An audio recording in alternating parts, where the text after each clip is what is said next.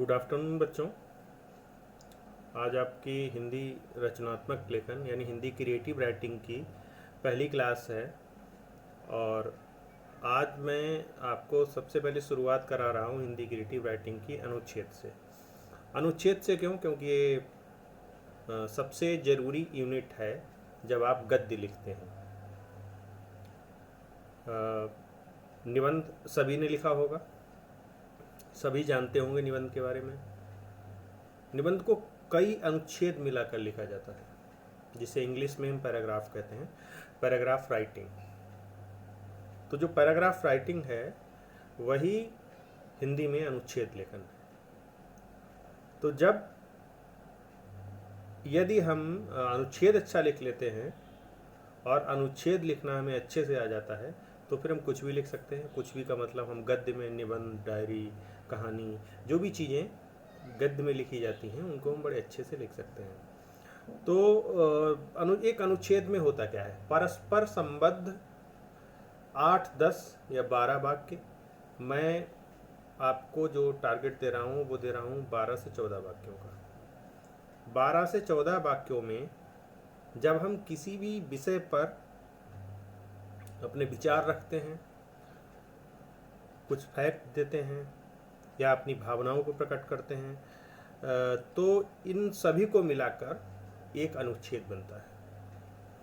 तो अनुच्छेद में आने वाले जितने भी वाक्य होते हैं वो सब जुड़े हुए होते हैं आपस में। किससे जुड़े हुए होते हैं?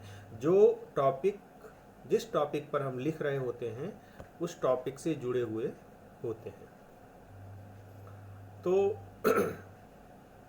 अनुच्छेद लेखन के लिए ज़रूरी बात क्या है? सबसे पहले और सबसे बहुत ज़रूरी बात कि जो बच्चे कहते हैं कि कितने शब्दों में लिखा जाए, तो शब्द का मतलब 100, करीब 100 शब्दों में लिख सकते हैं। और नहीं तो फिर आप यदि शब्दों का हिसाब ना लगाएं तो आप सीधे सीधे इसको 12 से 14 वाक्यों में लिख दीजिए। कुछ बच्चे पूरे पेज का लिख देते हैं। नहीं, पूरे पेज का नहीं, पूरा एक पेज कम से कम 2 पैराग्राफ में बटा हुआ होना चाहिए, नहीं तो 3 पैराग्राफ में होना चाहिए। तो अनुच्छेद लिखते समय सबसे पहले ध्यान क्या रखें? जिस भी विषय पर अनुच्छेद लिखना है उससे संबंधित बातों को समझ लीजिए, फिर उन पर विचार कीजिए और फिर उनको लिखने की शुरुआत कीजिए। कैसे लिखने की शुरुआत कीजिए कि अच्छे से विचार करिए कि इसमें सबसे पहले क्या बात लिखी जाए, बीच में क्या बात लिखी जाए और अंत कैसे किया जाए। अनुच्छेद में भूमिका लिखने की ज़रूरत नहीं होती है, आप सीधे सीधे लिख दीजिए, क्योंकि इतनी जगह नहीं है, इतने शब्द नहीं है। निबंध में हम भूमिका पहले लिखते हैं जिसे प्रस्तावना कहते हैं, लेकिन अनुच्छेद में ये चीज़ नहीं लिखते हैं। अनुच्छेद में हम सीधे सीधे जो भी बात होती है उसको प्रकट कर देते हैं यानी हम उसे लिख देते हैं। तो यहाँ पर मैं अभी आपको एक अनुच्छेद पढ़कर सुनाऊंगा, तब आप अच्छे से समझ सकते हैं कि अनुच्छेद में किस तरह से विचारों को प्रकट किया जाता है। हमारे पास एक अनुच्छेद है, पुस्तकों से दोस्ती। पुस्तकों से दोस्ती कैसे की जा सकती है?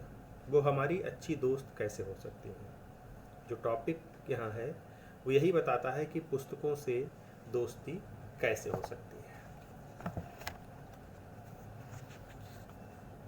पुस्तकें दोस्त कैसे हैं और व्यक्ति के लिए पथ प्रदर्शक हैं, रास्ता दिखाने वाली।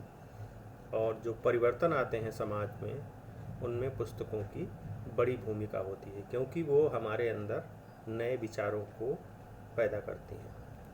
तो मैं आपको सुना रहा हूँ पुस्तकों से दोस्ती।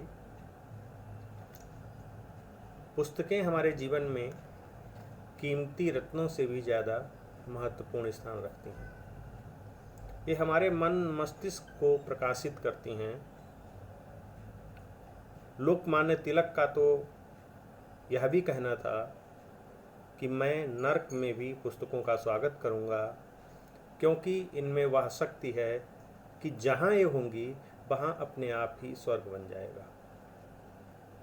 किसी भी युग तथा देश काल को समझने में पुस्तकें ही अहम भूमिका निभाती हैं। आज हम पुस्तकों के द्वारा ही अपने इतिहास को भली भांति जान पाते हैं। किसी भी विद्वान पुरुष के आचार विचार को हम पुस्तकों के माध्यम से पढ़कर अपने जीवन में उतारने के लिए प्रेरित होते हैं। पुस्तकों का निरंतर अध्ययन हमें समाज में परिवर्तन लाने में सहायता तथा प्रेरणा देता है, साथ ही जन जागृति में अहम भूमिका निभाता है।